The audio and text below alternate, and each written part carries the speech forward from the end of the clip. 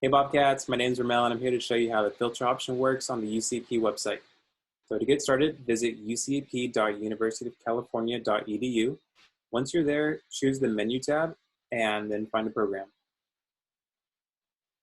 Now, UCP offers 171 programs, which is quite overwhelming to go through, and the filter option helps you narrow down your search to what you're looking for.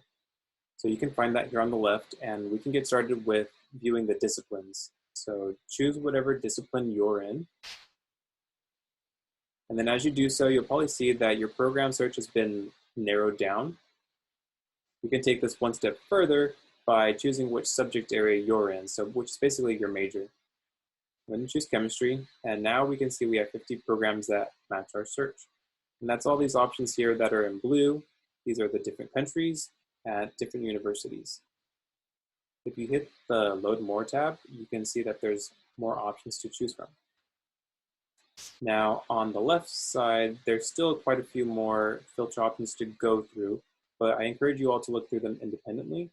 And again, the more filter options that you choose from, the narrower your search will be. So if I choose English, again, we now have a total of 42 programs to choose from, which is doable compared to the 171 programs that we had.